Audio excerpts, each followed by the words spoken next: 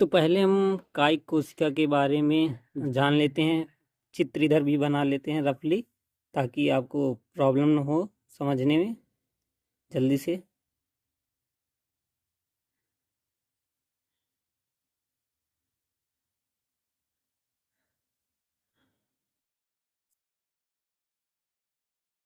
ठीक है, ये जनन कोशिका हो गई और ऊपर रेगुलर शेप की ये कायिक कोशिका।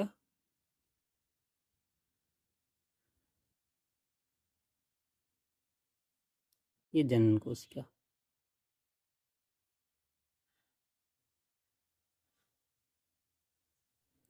कायिक कोशिका जो क्या होती है, वो जनरली जनन कोशिका से बड़ी होती है।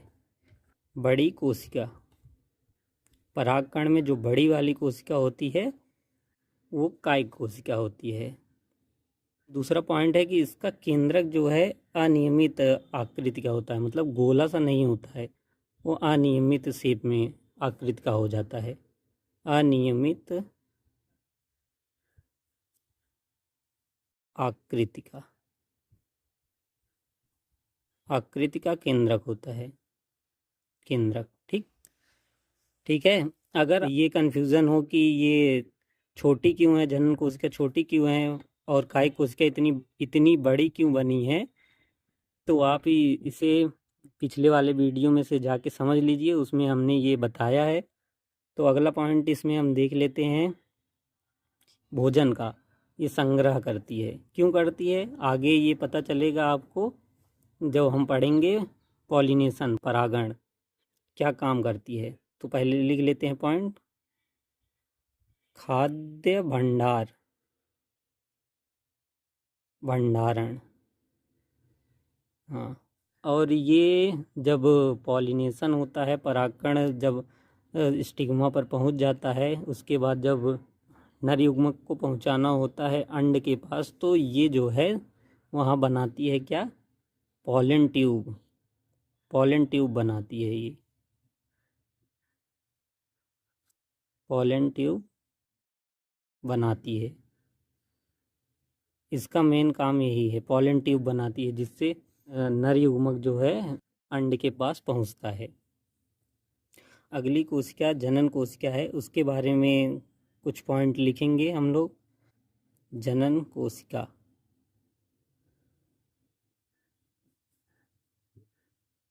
Generative cell.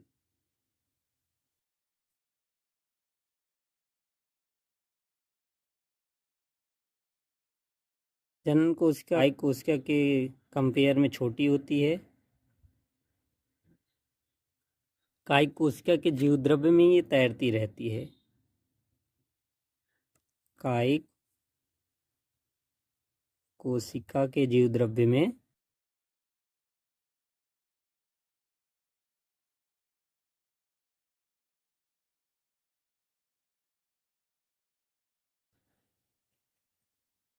तैरती रहती है। जनन कोशिका की आकृति जो होती है वो तुर्क शेप होती है, तुर्क आकृति, तुर्क आकृति मतलब स्पिंडल शेप।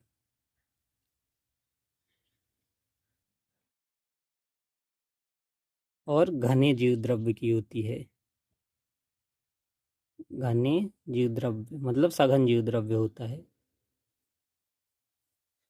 तुर्क आकृति यानी स्पिंडल शेप क्या होता है, स्पिंडल शेप मतलब ऐसी कोशिकाएं जो बीच में मोटी और किनारों पर पतली होती हैं, ऐसे ऐसा शेप।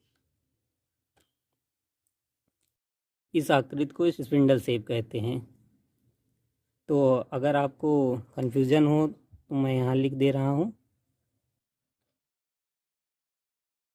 कोशिका जो, कोशिका जो किनारों पर पतली होती है, किनारों पर पतली हो और बीच में मोटी, बीच में मोटी। स्पिंडल शेप के लिए है ये एनसीईआरटी की लाइन है, वो मैं आपको बता देता हूँ। जो 60% से अधिक, ये या तो जनन कोशिका जो है या तो अकेले रहेगी एक परागकण में, या तो कायिक कोशिका रहेगी और जनन कोशिका रहेगी, या तो ये जो है जनन कोशिका डिवाइड करके दो दो नर युग्मक बना लेंगी। जब ये एक कायिक कोशिका और एक जनन कोशिका होती है एक परागकण में, तो ऐसे स्थिति को हम कहते हैं 2 सेल स्टेज, मतलब दो कोशिका अवस्था। कुछ परागकण जो होते हैं, कुछ नहीं, अधिकतर लगभग 60% परागकण जो होते हैं आवृत्तबीजी में, वो 2 सेल स्टेज मतलब दो कोशिका अवस्था में ही एंथर से निकलते हैं, एंथर से झड़ते हैं, जबकि बाकी के 3 सेल स्टेज में। तो इस पॉइंट को हम लिख लेते हैं 60% आवृत्त 60% आवृत्तबीजी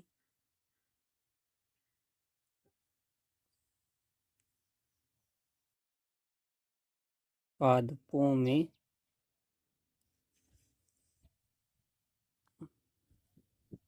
दो कोशिका अवस्था में परागकण झड़ते हैं, कोशिका अवस्था में परागकण झड़ते हैं, जबकि बाकी में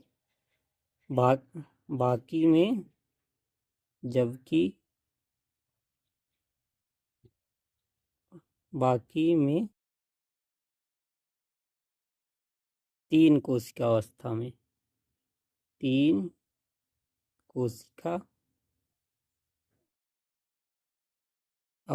झड़ते हैं।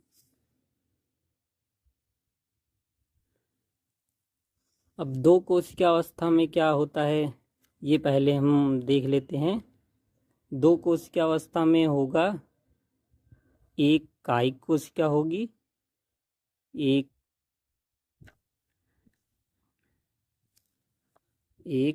कायिक कोशिका और दूसरा जो होगी प्लस एक जनन कोशिका।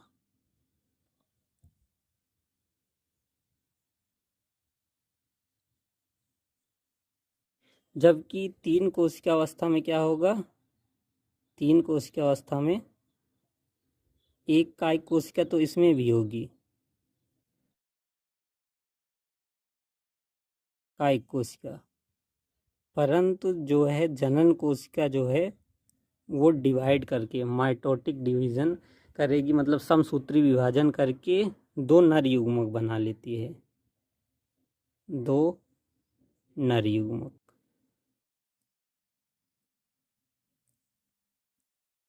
तो ये तीन कोशिका अवस्था हो गई और ये दो कोशिका। ठीक है, यहाँ तक हो गया। यहाँ तक अगर आपको समझ में आया हो तो अच्छी बात है।